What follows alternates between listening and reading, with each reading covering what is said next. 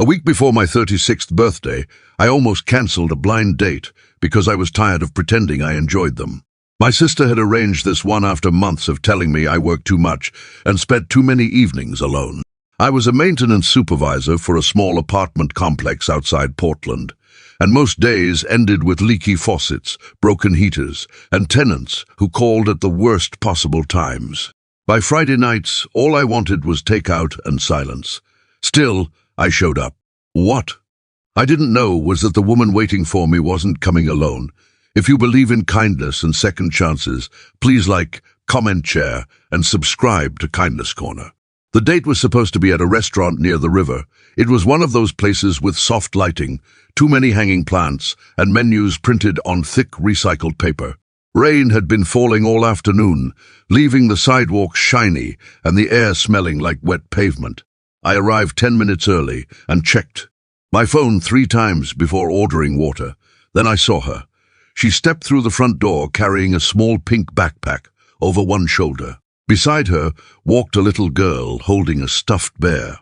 For a moment, I thought they were heading somewhere else. Instead, they stopped at my table.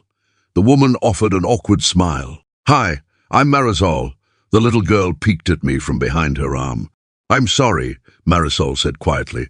"I know this is unusual." I stood there for a second, completely caught off guard. My sister had mentioned nothing about a child, not one word. Marisol looked embarrassed enough already, so I pulled out a chair. "It's okay," I said. "I'm Rowan."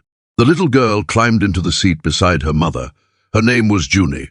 The first 15 minutes felt uncomfortable in a very ordinary way. Not dramatic, just awkward. Marisol kept apologizing. Apparently her babysitter had cancelled less than an hour earlier. Her parents lived in another state, and everyone else she trusted was busy. "I almost stayed home," she admitted. "Honestly, I thought about leaving. Not because of Junie, because I felt unprepared. A blind date was already difficult. A blind date with a child at the table felt like a completely different situation. But then something happened, nothing big. Junie accidentally dropped her spoon. When I picked it up and handed it back, she gave me a serious little nod, as if we had completed an important business transaction. That made me laugh, and somehow the tension eased. As dinner continued, I learned more about Marisol. She worked as a respiratory therapist at a hospital. She often worked overnight shifts and survived on coffee that she admitted was far too strong. She loved old mystery novels and kept a notebook full of recipes. She never had time to cook. She wasn't trying to impress me. That was what stood out. Most dates felt like interviews.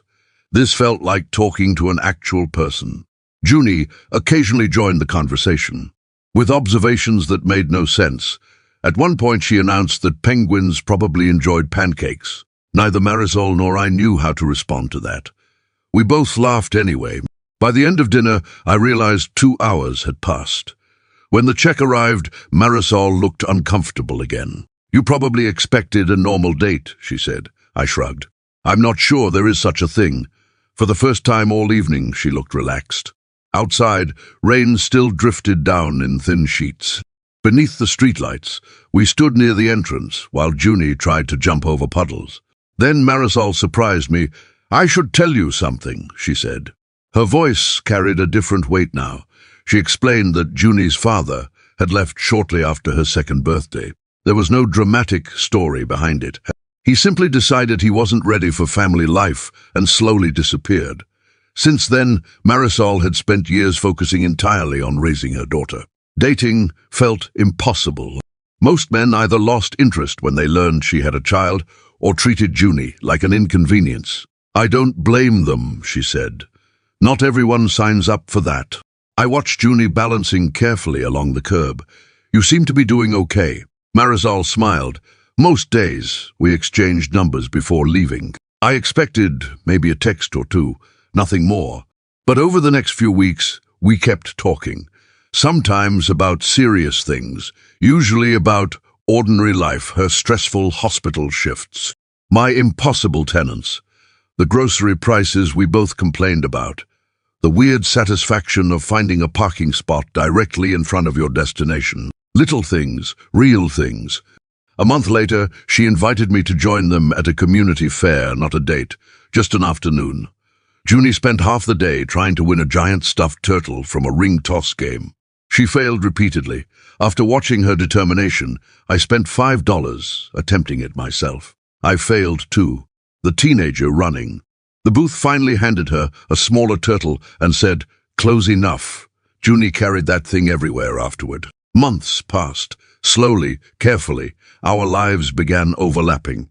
There was no movie-style moment, no grand speech, just a collection of small memories, helping Marisol assemble a bookshelf after a 12-hour shift, teaching Junie how to ride a bike in an empty church parking lot, bringing soup when they both caught the flu, receiving handmade birthday cards covered in crooked drawings. One evening, nearly a year after that blind date, I was fixing a loose cabinet hinge in Marisol's kitchen. Junie sat at the table coloring. Without looking up, she asked, "Are you coming to my school play?" "Of course," I said. She nodded, like she had expected that answer all along. A few minutes later, she added, "Good."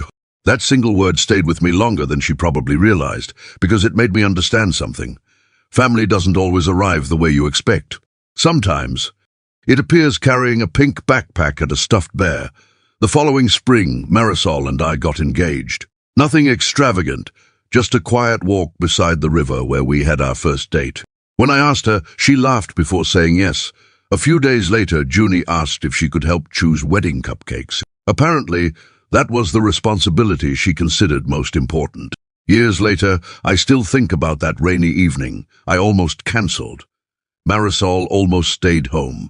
The babysitter almost didn't cancel. A dozen tiny decisions could have changed the outcome. Instead, 3 strangers shared dinner together. And somehow, that was enough to begin. Comment kindness still exists. If you believe even one good act can change someone's life. If this story touched your heart, please leave a like and share it with someone who still believes kindness matters.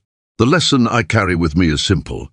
Sometimes the people who enter our lives don't arrive in the way we imagined. If we meet them with patience instead of expectations, we may discover something far more meaningful than what we were looking for in the first place.